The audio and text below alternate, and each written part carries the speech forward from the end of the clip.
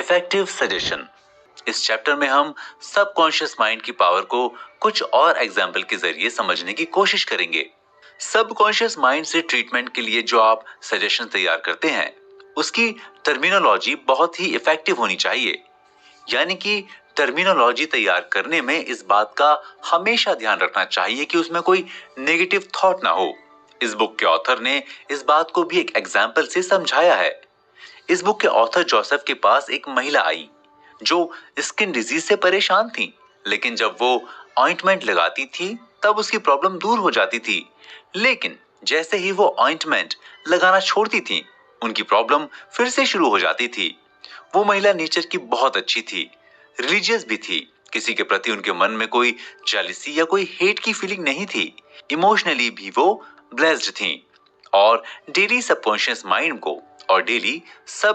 Mind को 2-3 बार suggestions भी देती थी कि मैं बिल्कुल स्वस्थ हूँ, मेरा मन प्योर है और आदर्श है, मेरी स्किन आइडियल है, मैं ठीक हो चुकी हूँ।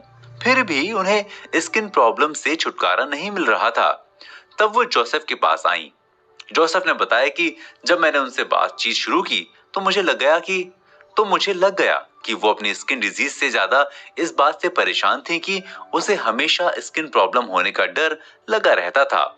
जब ऑइंटमेंट लगाने से उनकी प्रॉब्लम चली भी जाती थी तब भी वो इस बात से डरी रहती थी कि फिर से उसे स्किन प्रॉब्लम ना हो जाए।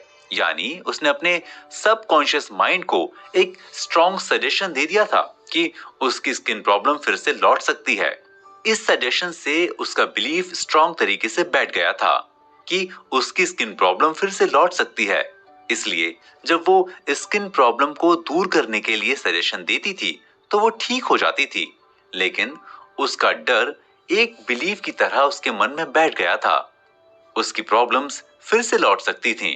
सबकॉन्शियस माइंड सजेशन और बिलीफ द्वारा ही कंट्रोल होता है, इसीलिए उसके बिलीफ और सजेशन के अनुसार बार बार उसकी प्रॉब्लम लौट आती थी। इसके साथ ही जब वो कहती थी कि मेरी स्किन आइडियल है, तब उसके भीतर से उसका बिलीफ कहता था कि नहीं, तुम्हारी स्किन आइडियल नहीं है, क्योंकि उसे इस बात पर बिलीफ था कि उसकी स्किन प्रॉब्लम लौट सकती है। इस तरह से उसके कॉन्शियस और सबकॉन्शियस माइंड में एक कॉन्फ्लिक्ट स्टार्ट हो जाता था और सबकॉन्शियस माइंड उसके पॉजिटिव सजेशन को एक्सेप्ट नहीं कर पाता था, क्योंकि कॉन्शियस माइंड का ऑर्डर उसके लिए इंपॉर्टेंट होता है और वो उसी ऑर्डर को फॉलो करता है।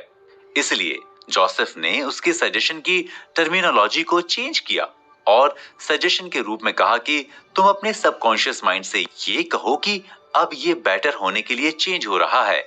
इस सजेशन को वो डेली 3-4 बार 5-10 मिनट के लिए रिपीट करने लगी। अब वो इस डर से निकलने लगी कि उसे फिर से स्किन प्रॉब्लम हो सकती है, क्योंकि उसका सजेशन चेंज हो गया था और कुछ दिनों के बाद उसे बिलीव हो गया कि वो सच में बेटर होने के लिए चेंज हो रहा है। उसकी प्रॉब्लम हमेशा के लिए खत्म हो गई। इसलिए सबकॉन्शियस माइंड को सजेशन देने के लिए हमेशा इस बात का ध्यान रखें कि जो आप सजेशन दे रहे हैं उसमें कोई डर ना हो, कोई नेगेटिव बात ना हो और ऐसी कोई कॉन्ट्राडिक्टरी बात तो बिल्कुल भी ना हो जिससे कॉन्शियस और सबकॉन्शियस माइंड में कोई कॉन्फ्लिक्ट स्टार्ट हो जाए। इसके लिए सबसे जरूरी है कि आप इस बात में बिलीव करें कि सबकॉन्शियस माइंड आपके सजेशन को सुनेगा और आपकी प्रॉब्लम्स को दूर करेगा, क्योंकि सबकॉन्शियस माइंड आपकी बॉडी के बारे में जितना जानता है उतना दुनिया का कोई भी इंसान नहीं जान सकता, चाहे उसके पास ह्यूमन बॉडी और उसके बिहेवियर के बारे में कितना भी नॉलेज क्यों ना हो। वो तो आपकी बॉडी के बारे में जानने की कोशिश भर कर सकता है। जोसेफ ने यह भी कहा है कि कभी भी आप सजेशन देने के लिए मन पर कोई प्रेशर ना डालें। सिर्फ ये कहने से कि मैं हेल्थी और प्योर और आइडियल हूँ पॉजिटिव रिजल्ट्स नहीं मिलते।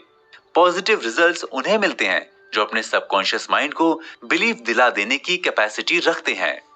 जोसेफ ने यह भी एडवाइस दी है कि आप सजेशन देने के लिए या बातचीत में अपनी बीमारियों को नाम से पुकारना बंद कर दें। इससे बार बार आपका ध्यान बीमारी पर जाएगा, बार बार आपके मन में बीमारी को लेकर थॉट चलेंगे और वो थॉट जनरली नेगेटिव ही होते हैं। इससे आपके मन में बीमारी को लेकर एक डर बैठ जाएगा। बीमारी का डर और ध्यान ही आपकी प्रॉब्लम को जन्म देता है। यानी इसी से आपकी प्रॉब्लम को एनर्जी भी मिलती है और आपकी लाइफ का स्ट्रक्चर भी तैयार होता है।